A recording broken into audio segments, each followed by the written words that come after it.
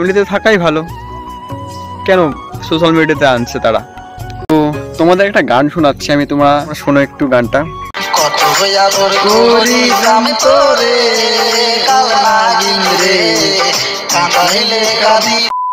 Hello everyone, তোমরা title এবং thumbnail দেখে বুঝতেই পেরে গেছো যে আজকের ভিডিওটাতে আমি কি বিষয়ে আলোচনা করব। হ্যাঁ, অবশেষে কিন্তু প্রীতির এক্স বয়ফ্রেন্ড জানিয়ে দিল যে যত দোষ আমার, সত্যিটা আজ বলেই দিলাম। সত্যি বলতে কিন্তু তোরই দোষ, কারণ সমস্তটাই জানিয়ে দিচ্ছি, একটু দাঁড়াও। তারপর থাম্বনেলে দিয়েছে যে কাউকে কাঁদিয়ে কেউ সুখী হতে পারে না।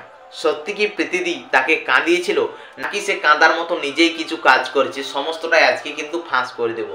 কারণ শুভজিৎ মণ্ডল যে ইউটিউব চ্যানেলটা রয়েছে, সেখানে যদি আমরা দেখি তার মোস্ট পপুলার ভিডিও সেগুলো কিন্তু প্রীতিদির সাথে যতগুলো ভিডিও রয়েছে, সেই জন্যই কিন্তু ওই চ্যানেলে যতগুলো প্রায় সাবস্ক্রাইবার্স রয়েছে সবাই কিন্তু প্রীতিদির আগে সাবস্ক্রাইব, তার এখনের তেমন একটা সাবস্ক্রাইবার্স বাড়েনি। তার কিন্তু আগে যখন প্রীতিদির সাথে সে রিলেশনশিপে ছিল সেই সময়ই কিন্তু তার সাবস্ক্রাইবার্সগুলো হয়েছে 1 লক্ষ পূর্ণ হয়েছে। আর সত্যি বলতে কিন্তু সে প্রীতিদিকে ভিডিও বানাবার জন্যই ভালোবাসতো, অন্য কোনো নেই।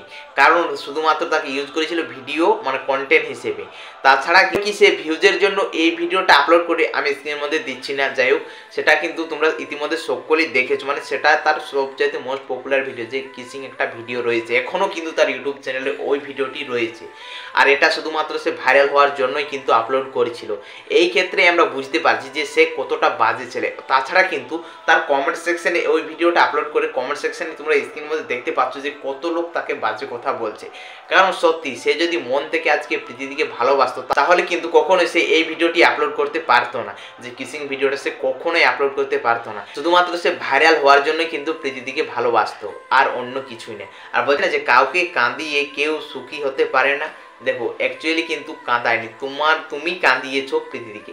কারণ দেখো তুমি ওই ভিডিওটা আপলোড করার পর কিন্তু সকলে প্রীতিদিকে অনেক বাজে বাজে কথা বলছে। এখনও কিন্তু অনেক মানুষ তাকে যে খারাপ কথা বলছে, তোমার ওই ভিডিওটা কিন্তু এখনও রয়েছে। ওই ভিডিওটার জন্য কিন্তু এখন যারা হয়তো চিনে না প্রীতিদিকে বা নতুন তার সাবস্ক্রাইবার, তারাও কিন্তু এগুলো দেখতে পাচ্ছে তোমার ওই ইউটিউব চ্যানেলটার ওই ভিডিওটার জন্য। আর ওটার কিন্তু এখন রোস্টারটা দেখছি প্রচুর পরিমাণে ইউজ করছে।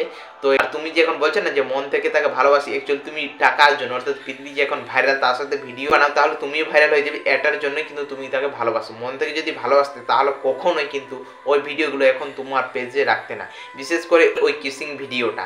তাছাড়া কিন্তু তোমাকে আজকে যে মানুষ চিনছে প্রীতির এক্স বয়ফ্রেন্ড হিসেবে, কিন্তু সত্যি তোমার ওই ফ্রেন্ডগুলো তোমার হতো, তাহলে কিন্তু তোমার যে বাকি ভিডিওগুলো রয়েছে সেগুলোতে তোমার একদমই ভিউজ নেই, তাহলে ওগুলোতে কিন্তু তোমার ভিউজ হতো। আর সত্যি বলতে তার এই সময়ে ভিডিও বানাবার একটাই উদ্দেশ্য ছিল যে এই সময়ে সে যদি ভিডিও বানায় তাহলে কিন্তু মানুষ তার ভিডিওগুলো দেখবে। ঠিক আছে দেখবে, কিন্তু এরকম যে প্রীতিদির নামে দুর্নাম ছড়াটা আমার মনে হচ্ছে না যে ঠিক কাজ। সত্যি বলতে কিন্তু তুমি যে বলছো যে আমাকে কাঁদিয়েছে, অ্যাকচুয়ালি তুমিই কাঁদিয়েছো। তো যাই হোক বন্ধুরা, তোমরা হয়তো ভাবছো যে রন এবং প্রীতি হয়তো সুখে নেই। অবশ্যই তারা কিন্তু অনেক হাসি খুশি রয়েছে, এখন তাদের পরিস্থিতি অনেকটাই স্বাভাবিক হয়ে গেছে।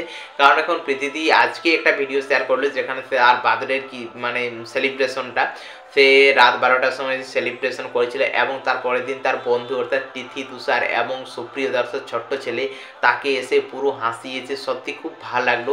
হ্যাঁ, মা এবং বাবা বা দিদি পাশে না থাকলেও কিন্তু তার বন্ধু বান্ধব বা তার গার্লফ্রেন্ড বা স্ত্রী যাই বলো না কেন, প্রীতি কিন্তু তাকে কখনোই ছেড়ে যায়নি। তার বার্থডের দিনটা খুব সুন্দরভাবে সেলিব্রেশন করলো, এবং তার মানে দিদি জামাইবাবু মানে প্রীতির দিদি এবং জামাইবাবু তারাও কিন্তু এসেছিল। তারা কিন্তু রাত্রিবেলা দাদা বৌদির বিরিয়ানিতে গিয়ে তারা বিরিয়ানি সমস্ত কিছুই খেয়েছে। রনের বার্থডেটা কিন্তু খুব ভালোভাবে কিন্তু হলো।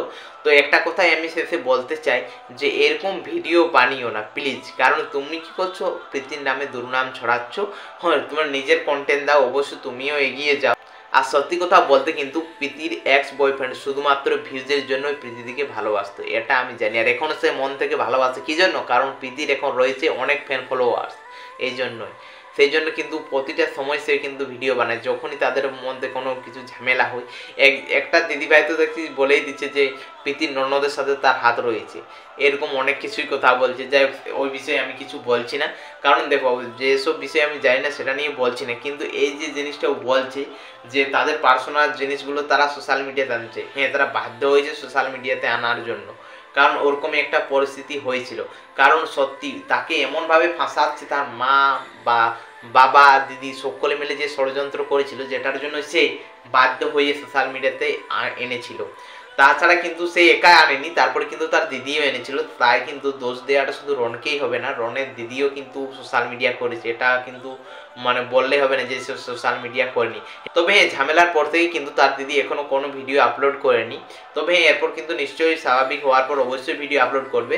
তো বন্ধুরা, তোমরা অবশ্যই কিন্তু কমেন্টস করে জানাবে যে প্রীতির এক্স বয়ফ্রেন্ড যে এই ভিডিওটি বানিয়ে সত্যি কি সে খুব ভালো কাজ করেছে নাকি খারাপ কাজ করেছে, তোমরা কমেন্টস করে জানাবে। তো চলো দেখা হচ্ছে নেক্সট ভিডিওতে খুব তাড়াতাড়ি, তখন তোমরা সকলে সুস্থ থাকবেন, ভালো থাকবেন। চলো বাই বাই।